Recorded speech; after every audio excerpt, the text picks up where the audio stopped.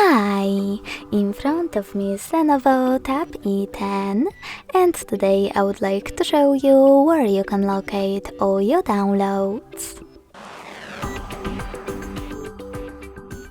First of all, you need to find an app called Files and click on it. Then select Browse at the bottom in the middle.